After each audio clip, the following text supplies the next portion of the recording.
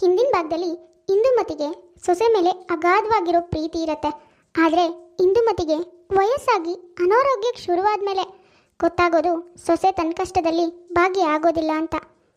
ಸೊಸೆ ಲಕ್ಷ್ಮಿ ಕೂಡ ಅತ್ತೆನ ನೋಡೋದಕ್ಕಾಗ್ದೇ ಅವಳನ್ನ ಯಾವುದಾದ್ರೂ ಆಶ್ರಮಕ್ಕೆ ಬಿಟ್ಟು ಬರೋದಕ್ಕೆ ತನ್ನ ಗಂಡನ ಹತ್ರ ಹೇಳ್ತಾಳೆ.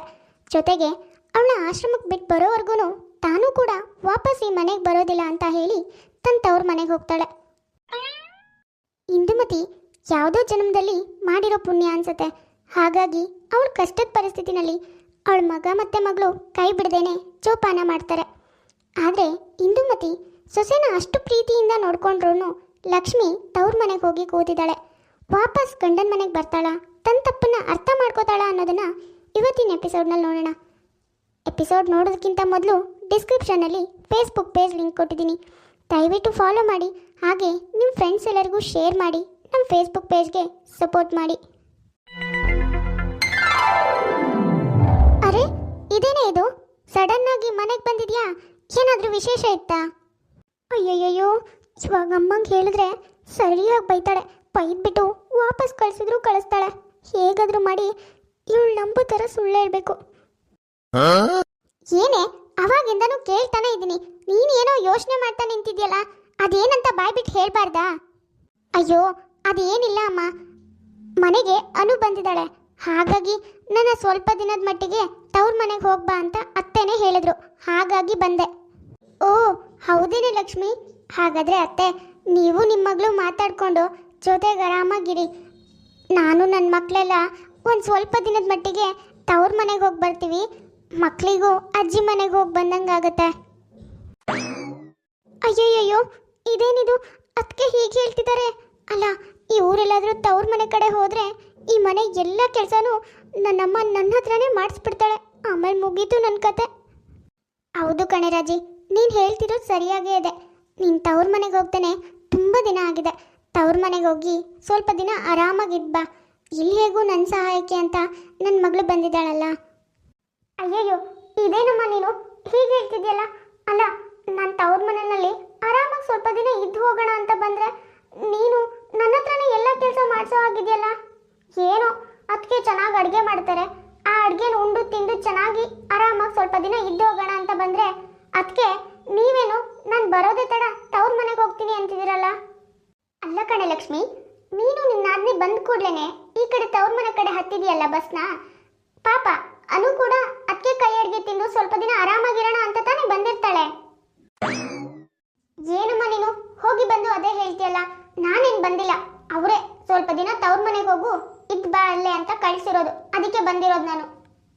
ಲಕ್ಷ್ಮಿ ತವ್ರ ಮನೆಗೆ ಬಂದವಳು ತಾಯಿ ಹತ್ರ ಮನೇಲಿ ನಡೆದಿರೋ ಯಾವ ವಿಷಯನೂ ಹೇಳೋದೇ ಇಲ್ಲ. ಬದಲಾಗಿ ಅವರೆಲ್ಲ ಸ್ವಲ್ಪ ದಿನದ ಮಟ್ಟಿಗೆ ತವ್ರ ಮನೆಗೆ ಕಳಿಸಿದ್ದಾರೆ ಅಂತ ಸುಳ್ಳು ಹೇಳ್ತಾರೆ. ಪಾಪ ಮನೇಲಿ ನಡೆದಿರೋ ವಿಷಯ ಯಾವುದೂ ಗೊತ್ತಿಲ್ಲದೆ ಮಗಳು ಹೇಳ್ತಾ ಇರೋದೇ ನಿಜ ಅಂದ್ಕೊಂಡು ಲಕ್ಷ್ಮಿ ಮಾತನ್ನ ಎಲ್ಲರೂ ನಂಬ್ತಾರೆ. ಸರಿ, ಪರವಾಗಿಲ್ಲ ಬಿಡಿಯತ್ತೆ, ನಾನು ಲಕ್ಷ್ಮಿ ರಿಟರ್ನ್ ಹೋದ್ಮೇಲೆ ತವ್ರ ಮನೆಗೆ ಹೋಗಿ ಬರ್ತೀನಿ. ಅಬ್ಬಾ, ಹೇಗೋ ನಾನು ಹೇಳಿದ್ದನ್ನ ನಿಜ ಅಂತ ನಂಬಿದ್ರಲ್ಲ, ಅಷ್ಟು ಸಾಕು ನನಗೆ. ಅದಕ್ಕೆ ಇವತ್ತು ಏನು ಟಿಫನ್ ಮಾಡಿದ್ದೀರಾ? ನಾನು ಬೆಳಗ್ಗೆ ಬರೋ ಗಡಿಬಿಡಿನಲ್ಲಿ ತಿಂಡಿನೇ ತಿಂದಿಲ್ಲ. ನನಗೆ ಫ್ರೆಶ್ ಆಗಿ ಶಾವಿಗೆ ಉಪ್ಪಿಟ್ಟು ಮಾಡಿ ಬಿಸಿ ಬಿಸಿ ಕಾಫಿ ಮಾಡ್ಕೊಂಡು ಬರ್ತೀರಾ? ಸರಿ ಕಣೆ ಲಕ್ಷ್ಮಿ, ಹೋಗಿ ಫ್ರೆಶ್ ಆಗಿಬಿಟ್ಟು ಬಾ, ನಾನು ನಿನಗೆ ಅಷ್ಟರಲ್ಲಿ ತಿಂಡಿ ರೆಡಿ ಮಾಡ್ತೀನಿ. ಅದಕ್ಕೆ ಮಾಡೋಕ್ಕೋ ರುಚಿ ರುಚಿಯಾಗಿರೋ ಅಡುಗೆ ತಿಂದ್ಕೊಂಡು ಲಕ್ಷ್ಮಿ ತವ್ರ ಮನೆಯಲ್ಲಿ ಆರಾಮಾಗಿ ದಿನ ಕಳೀತಾ ಇರ್ತಾಳೆ. ಹೀಗೆ ಒಂದು ಸ್ವಲ್ಪ ದಿನ ಕಳೆಯುತ್ತೆ. ಅಲ್ವೇ ಲಕ್ಷ್ಮಿ, ನೀನು ಮನೆಗೆ ಬಂದು ಹತ್ತತ್ರ ಅಂದರೂ ಒಂದು 15 ದಿನ ಆಗಿದೆ ಅಲ್ವೇನೆ? ಆದರೂ ನೀನು ವಾಪಸ್ ಮನೆಗೆ ಹೋಗೋ ಯೋಚನೆ ಮಾಡ್ತಿಲ್ವಲ್ಲೇ? ಯಾಕೆ? ಗಂಡನ ಜೊತೆ ಏನಾದರೂ ಜಗಳ ಮಾಡ್ಕೊಂಡು ಬಂದಿದ್ಯಾ ಹೇಗೆ? ನಿಜ ಹೇಳು. ಅಯ್ಯಯ್ಯೋ, ಇದೇನಿದು? ಅಮ್ಮ ಇದ್ದಕ್ಕಿದ್ದಾಗೆ ಹೀಗೆ ಕೇಳ್ತಿದ್ದಾಳಲ್ಲ, ಏನಾದರೂ ಡೌಟ್ ಬಂದ್ಬಿಡ್ತಾ ಹೇಗೆ? ಇವಾಗ ಹೇಗಾದರೂ ಮಾಡಿ ಮ್ಯಾನೇಜ್ ಮಾಡಬೇಕು. ಇಲ್ಲ ಅಂದರೆ ಅಮ್ಮ ಒಂದೇ ಸಮನೆ ಬೈಯೋದಕ್ಕೆ ಶುರು ಮಾಡ್ತಾಳೆ. ಬೈದು ಬೈದು ವಾಪಸ್ ಅಲ್ಲಿಗೆ ಕಳಿಸ್ಬಿಡ್ತಾಳೆ. ಆಮೇಲೆ ಆ ಮುದುಕಿನ ನಾನೇ ನೋಡ್ಕೋಬೇಕಾಗತ್ತೆ. ಚಪ್ಪ, ಎಲ್ಲಿ ನೋಡಿದ್ರಲ್ಲಿ ಗಲೀಜು ಮಾಡ್ತಾ ಇರ್ತಾರೆ. ಅದನ್ನ ನೋಡಿ ಒಂದಿನ ನೆಮ್ಮದಿಯಾಗಿ ಊಟನೂ ಸೇರಲ್ಲ. ಇಲ್ಲಪ್ಪ ಇಲ್ಲ, ಅಲ್ಲಿಗೆ ಹೋಗೋಕ್ಕಾಗಲ್ಲ. ಹೇಗಾದರೂ ಮಾಡಿ ಅಮ್ಮನ ಮ್ಯಾನೇಜ್ ಮಾಡಬೇಕು. ಲೇ ಲಕ್ಷ್ಮಿ, ನಾನು ಅವಾಗಿಂದ ಕೇಳ್ತಾನೆ ಇದ್ದೀನಿ, ನೀ ಹೇಳೋದು ಬಿಟ್ಟು ಮೈ ಮೇಲೆ ಗರ ಬಂದಿರೋ ಹಾಗೆ ನಿಂತಿದ್ಯಲ್ಲೇ. ಏನೇ ಯೋಚನೆ ಮಾಡ್ತಿದ್ಯಾ? ನಾನು ಕೇಳಿರೋ ಪ್ರಶ್ನೆಗೆ ಉತ್ತರ ಕೊಡು ಮೊದಲು. ಸಾಕು, ಸುಮ್ಮನೆ ಇರಮ್ಮ. ಅಲ್ಲಮ್ಮ, ನನ್ನ ತವ್ರ ಮನೆಯಲ್ಲಿ ನನಗೆ ನೆಮ್ಮದಿಯಾಗಿ ಮನ್ಸಿಗೆ ಬಂದಷ್ಟು ದಿನ ಇರೋ ಹಾಗೂ ಇಲ್ವಾ? ಅಯ್ಯೋ, ನಾನೆಲ್ಲೇ ಹಾಗೆ ಹೇಳಿದೆ ನಿನಗೆ? ಅಲ್ಲ, ಏನಾದರೂ ಮನೇಲಿ ರಗಳೆ ಮಾಡ್ಕೊಂಡು ಬಂದಿದ್ಯಾ ಅಂತ ವಿಚಾರಿಸ್ತಾ ಇದ್ದೀನಿ ಅಷ್ಟೇ ಕಣೆ. ಅಮ್ಮ, ಸುಮ್ಮನೆ ಸುದ್ದಿ ಬೆಳೆಸಿ ಎಲ್ಲ ಹೇಳೋದು ಬೇಡಮ್ಮ. ನಾನು ಈ ಮನೇಲಿ ಇರೋದು ನಿನ್ಗಿಷ್ಟ ಇಲ್ಲ ಅಂದ್ರೆ ನೇರವಾಗಿ ಹೇಳು. ನಿನಗಿಷ್ಟ ಇಲ್ಲ ಅಂದಮೇಲೆ ನಾನು ಯಾಕೆ ಇಲ್ಲಿರ್ತೀನಿ ಹೇಳು? ಇವಾಗಲೇ ಹೊರಟೋಗ್ತೀನಿ. ನಾನು ಮನೆಗೆ ಬಂದಾಗಿಂದ ನೋಡ್ತಾನೆ ಇದ್ದೀನಿ. ಮನೆಗೆ ಬಂದಾಗಿಂದನು ನೀನನ್ನ ಕಳ್ಸೋದ್ರಲ್ಲೇ ಇದೆಯಾ? ಯಾವಾಗ ಹೋಗ್ತಾಳೋ ಅಂತ ಕಾಯ್ತಾ ಇದೆಯಾ ಅನ್ಸುತ್ತೆ ಅಲ್ವಾ? ಛೇ, ಇವಾಗ ಅನ್ನಿಸ್ತಾ ಇದೆ ಮದುವೆ ಆದ್ಮೇಲೆ ಯಾವ ಹೆಣ್ಮಕ್ಳಾದ್ರೂ ತವ್ರ ಮನೆ ಕಡೆ ಬರಲೇಬಾರ್ದು ಅಂತ. ಅತ್ತೆ, ಪಾಪ ಅವಳ ಮನ್ಸಿಗೆ ನೋವಾಗೋ ಹಾಗೆ ಯಾಕೆ ಮಾತಾಡ್ತೀರಾ ನೀವು? ಲಕ್ಷ್ಮಿ, ಅವ್ರ ಮಾತಿಗೆ ನೀನೇನು ಬೇಜಾರು ಮಾಡ್ಕೋಬೇಡ. ಇದು ನಿನ್ನ ಮನೆ ಕಣೆ, ನಿನಗಿಷ್ಟ ಬಂದಷ್ಟು ದಿನ ಇರ್ಬೋದು. ನೀನು ಒಳಗೆ ಹೋಗು. ಅಬ್ಬಾ, ಅದಕ್ಕೆ ಸಮಯಕ್ಕೆ ಸರಿಯಾಗಿ ಬಂದರು. ಇಲ್ಲ ಅಂದಿದ್ರೆ ಈ ನನ್ನಮ್ಮ ತಲೆ ತಿಂದು ಬಿಡ್ತಾ ಇದ್ಲು. ಪಾಚಾವಾದೆ. ಅಮ್ಮ ರಾಜಿ, ನನ್ಗೆ ಯಾಕೋ ಲಕ್ಷ್ಮಿ ಸುಳ್ಳು ಹೇಳ್ತಿದ್ದಾಳೆ ಅನ್ನಿಸ್ತಿದೆ ಕಣೆ. ಇವಳ ಮನೇಲಿ ಏನೋ ನಡೆದಿದೆ, ಆದರೆ ಇವಳು ಇಲ್ಲಿ ನಮಗೆ ಕಾಗೆ ಹಾರಿಸ್ತಾ ಇದ್ದಾಳೆ ಅನ್ನಿಸ್ತಿದೆ. ನೋಡು, ಯಾವುದಕ್ಕೂ ಒಂದ್ಸಾರಿ ನಾನು ನೀನು ಬೀಗ್ರ ಮನೆಗೆ ಹೋಗಿ ಏನು ಅಂತ ವಿಚಾರಿಸ್ಕೊಂಡು ಬರೋಣ ಆಯ್ತಾ ಇವತ್ತು? ಲಕ್ಷ್ಮಿ ನಡ್ಕೊಳ್ಳೋ ರೀತಿ ನೋಡಿ ಅವಳ ತಾಯಿಗೆ ಅನುಮಾನ ಶುರುವಾಗತ್ತೆ. ಹಾಗೆ ಅತ್ತೆ ಸೊಸೆ ಇಬ್ಬರು ಲಕ್ಷ್ಮಿ ಗಂಡನ ಮನೆಗೆ ಹೋಗಿ ವಿಚಾರಿಸ್ಬೇಕು ಅಂತ ಇಂದುಮತಿ ಹತ್ರ ಹೋಗ್ತಾರೆ. ಇಂದುಮತಿ ಕೂಡ ಮನೇಲಿ ನಡೆದಿರೋ ಎಲ್ಲ ವಿಷಯನೂ ಹೇಳ್ತಾಳೆ. ಓಹೋ, ಇವಳು ಇದೇ ಕಾರಣಕ್ಕ ತವ್ರ ಮನೆಗೆ ಬಂದಿರೋದು? ಇವಳಿಗೆ ಬಾಯಲ್ಲಿ ಹೇಳಿದ್ರೆ ಅರ್ಥ ಆಗಲ್ಲ. ಇರು. ಅಯ್ಯೋ, ಇದೇನತ್ತೆ ಇದು? ಎಲ್ಲಿ ನೋಡಿದ್ರು ವಾಮಿಟ್ ಮಾಡಿದಿರಲ್ಲ. ನಿಮಗೆ ಎಂಥದೇ ರೋಗ ಬಂದಿರಲಿ, ಆದ್ರೆ ಹಾಗಂತ ಇಡೀ ಮನೆನೆಲ್ಲ ಗಲೀಜ್ ಮಾಡಿದ್ರೆ ನಾನು ಹೇಗೆ ಕ್ಲೀನ್ ಮಾಡಲಿ? ನನಗೆ ಗಲೀಜ್ ಅನ್ಸೋದಿಲ್ವಾ? ನೋಡಿ, ಇನ್ಮೇಲಿಂದ ನಾನು ಮಾತ್ರ ನಿಮ್ಮ ಕೆಲಸ ಯಾವುದನ್ನು ಮಾಡಲ್ಲ. ಲಕ್ಷ್ಮಿ, ನಿನ್ನ ತಾಯಿನ ನೀನೇ ನೋಡ್ಕೊಳಮ್ಮ, ಇಲ್ಲ ಅಂದ್ರೆ ನಿನ್ನ ಮನೆಗೆ ಕರ್ಕೊಂಡು ಹೋಗು. ಏನು? ನಾನಾ? ಇದೇನು ಮಾತಾಡ್ತಿದ್ರ ಅದಕ್ಕೆ ನೀವು? ಹಾ, ಸರಿಯಾಗೆ ಮಾತಾಡ್ತಾ ಇದ್ದೀನಿ. ನೀನು ಅವ್ರ ಮಗಳು ತಾನೆ, ಎಲ್ಲಾನು ನೋಡ್ಕೊ. ನಾನು ಇವ್ರನ್ನ ನೋಡ್ಕೊಂಡು ಇವ್ರು ಹೇಳು ಹುಚ್ಚ ಎಲ್ಲ ಬಾಚೋದಕ್ಕೆ ನನಗೆ ಕರ್ಮ ಬಂದಿಲ್ಲ. ಏನ್ ಮಾತು ಅಂತ ಆಡ್ತಿದ್ರ ಅದಕ್ಕೆ ನೀವು? ಮನೆ ಸೊಸೆ ಆಗಿರೋರು ಅತ್ತೆ ಮಾವನ್ನ ತನ್ನ ಸ್ವಂತದವ್ರ ಹಾಗೆ ನೋಡ್ಕೊಳ್ಬೇಕು. ಅದು ಬಿಟ್ಟು ಏನೋ ಆರೋಗ್ಯ ಸರಿ ಇಲ್ಲ ಅನ್ನೋ ಕಾರಣಕ್ಕೆ ಅವ್ರನ್ನ ಮನೆಯಿಂದನೇ ಹೊರಗೋಗಿ ಅನ್ನೋದಾ? ಎಷ್ಟು ಸರಿ ಇದೆ? ಸೊಸೆ ಆಗಿರೋ ನೀವು ಅತ್ತೆ ಮಾವನ್ನ ನೋಡ್ಕೊಳ್ಳೇಬೇಕು. ಓಹೋ, ಸಾಕ್ ಬಾಯ್ ಮುಚ್ಚೆ. ಇವಾಗ ಇಷ್ಟುದ್ದ ಭಾಷಣ ಹೇಳ್ತಿದ್ಯಲ್ಲ, ನಿನ್ನ ಅತ್ತೆ ಆರೋಗ್ಯ ಸರಿ ಇಲ್ಲ ಅಂತ ಗೊತ್ತಾದ ಕೂಡ್ಲೇನೆ ತವ್ರ ಮನೆಗೆ ಬಂದು ಕೂತಿದ್ಯಾ? ಅದು ಸರಿನೇನೆ?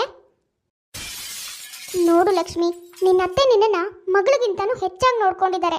ಅಂಥವ್ರನ್ನ ಎಷ್ಟು ಜೋಪಾನವಾಗಿ ನೋಡ್ಕೋಬೇಕು ನೀನು.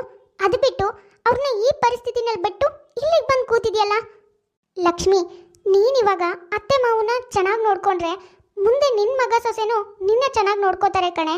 ನೋಡು, ಮೊದಲು ಮನೆಗೆ ಹೋಗಿ ಅತ್ತೆ ಗಂಡ ಎಲ್ಲರೂ ಹತ್ರನೂ ಕ್ಷಮೆ ಕೇಳು. ನಿನ್ನ ಅತ್ತೆನ ನೀನು ಚೆನ್ನಾಗಿ ನೋಡ್ಕೋ.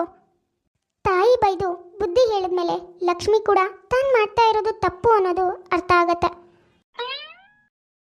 ಅದೇ ತಕ್ಷಣ ಲಕ್ಷ್ಮಿ ತವ್ರ ಮನೆಯಿಂದ ಹೊರಟು ಗಂಡನ ಮನೆಗೆ ಬರ್ತಾಳೆ. ಅತ್ತೆ, ನನಗೆ ಕ್ಷಮಿಸ್ಬಿಡಿ ಅತ್ತೆ, ನನ್ನಿಂದ ತುಂಬ ದೊಡ್ಡ ತಪ್ಪಾಗ್ಬಿಡ್ತು. ಇನ್ಯಾವತ್ತೂ ಹಾಗೆ ಮಾಡಲ್ಲ ಅತ್ತೆ, ನನ್ನ ದಯವಿಟ್ಟು ಕ್ಷಮಿಸ್ಬಿಡಿ. ಇನ್ಮೇಲೆ ನಿಮ್ಮನ್ನ ನೀವು ಹೇಗೆ ನನ್ನ ನೋಡ್ಕೊಂಡ್ರು ಹಾಗೆ ಅದಕ್ಕಿಂತ ತುಂಬ ಚೆನ್ನಾಗಿ ನೋಡ್ಕೋತೀನಿ. ಇದು ಒಂದ್ಸಾರಿ ನನಗೆ ಕ್ಷಮಿಸಿ. ಅನು, ನನ್ನಿಂದ ನಿನಗೂ ತುಂಬ ಬೇಜಾರಾಗಿದೆ, ದಯವಿಟ್ಟು ಕ್ಷಮಿಸು ಆಯ್ತಾ? ಇನ್ಯಾವತ್ತೂ ಹಾಗೆಲ್ಲ ನಡ್ಕೊಳ್ಳಲ್ಲ ನಿನ್ನ ಹತ್ರ. ಲಕ್ಷ್ಮಿ ತಾನು ಮಾಡಿರೋ ತಪ್ಪನ್ನೆಲ್ಲ ಅರ್ಥ ಮಾಡಿಕೊಂಡು ಅತ್ತೆ ಹತ್ರ ಅನು ಹತ್ರ ಎಲ್ಲರ ಹತ್ರನೂ ಕ್ಷಮೆ ಕೇಳಿ ಅತ್ತೆನ ಜೋಪಾನವಾಗಿ ನೋಡ್ಕೋತಾಳೆ. ಮನೇಲಿ ಇಂದುಮತಿ ಕೂಡ ಮೊದಲಿನ ಹಾಗಿಲ್ಲ, ಅನು ಕೂಡ ಮೊದಲಿನ ಹಾಗೇನೆ ಮನೆಗೆ ಬಂದು ಹೋಗ್ತಾ ಖುಷಿಯಾಗಿದ್ದಾಳೆ. ಕೊನೆಗೆ ಇಂದುಮತಿಗೂ ಕೂಡ ಅರ್ಥ ಆಗತ್ತೆ, ಮಗಳು ಹೆಚ್ಚು ಅಥವಾ ಸೊಸೆ ಹೆಚ್ಚು ಅಥವಾ ಮಗಳು ಕಡಿಮೆ ಸೊಸೆ ಹೆಚ್ಚು ಆ ಥರ ಯಾವ ಭಾವನೆನೂ ಇರಬಾರ್ದು, ಇಬ್ರು ಸಮನಾಗಿ ನೋಡಬೇಕು ಅನ್ನೋದು. ಸುಮಿತ್ರಾ ಉರಳ ಅನ್ನೋರು ಕಮೆಂಟ್ ಮಾಡಿದ್ರು ಹಾಯ್ ಹೇಳಿ ಅಂತ. ಹಾಯ್ ಸುಮಿತ್ರಾ, ಹೇಗಿದ್ದೀರಾ? ಹಾಗೆ ರೋಜಾ ಅನ್ನೋರು ಕಮೆಂಟ್ ಮಾಡಿದರು ಇವತ್ತು ಅವ್ರ ಬರ್ಡೇ ವಿಶ್ ಮಾಡಿ ಅಂತ. Hi Roja, wish you happy birthday, ಯಾವಾಗಲೂ ಖುಷಿಯಾಗಿರಿ. ನೋಡಿದ್ರಲ್ಲ ವೀಕ್ಷಕರೇ, ಇವತ್ತಿನ ನಮ್ಮ ವಿಡಿಯೋ ಸ್ವಲ್ಪನಾದರೂ ಇಷ್ಟ ಆಗಿದ್ರೆ ಪ್ಲೀಸ್ ನಮ್ಮ ಚಾನಲ್ನ ಸಬ್ಸ್ಕ್ರೈಬ್ ಮಾಡ್ಕೊಳ್ಳಿ, ಲೈಕ್ ಮಾಡಿ, ಶೇರ್ ಮಾಡಿ, ಹಾಗೆ ಕಮೆಂಟ್ ಮಾಡಿ. ತುಂಬ ಜನ ಹಾಗೆ ವಿಡಿಯೋಸ್ ನೋಡ್ತಾ ಇದ್ದೀರಾ. ಯಾರ್ಯಾರು ಹಾಗೆ ವಿಡಿಯೋಸ್ ನೋಡ್ತಾ ಇದ್ರು ದಯವಿಟ್ಟು ಸಬ್ಸ್ಕ್ರೈಬ್ ಮಾಡ್ಕೊಳ್ಳಿ, ಪಕ್ಕದಲ್ಲೇ ಇರೋ ಬೆಲ್ ಐಕಾನ್ನ ಕ್ಲಿಕ್ ಮಾಡಿ ಆಲ್ ಅನ್ನೋದನ್ನ ಸೆಲೆಕ್ಟ್ ಮಾಡಿ. ನೆಕ್ಸ್ಟ್ ಯಾವುದೇ ವಿಡಿಯೋ ಹಾಕಿದ್ರೂ ನೋಟಿಫಿಕೇಶನ್ ಬರುತ್ತೆ. ನೋಟಿಫಿಕೇಶನ್ ಮೂಲಕ ನೀವು ವಿಡಿಯೋನ ನೋಡ್ಬೋದು. ಸರಿ ವೀಕ್ಷಕರೇ, ನಾನಿನ್ನು ಹೊರಡ್ತೀನಿ. ನೆಕ್ಸ್ಟ್ ವಿಡಿಯೋದಲ್ಲಿ ಮತ್ತೆ ಸಿಗೋಣ.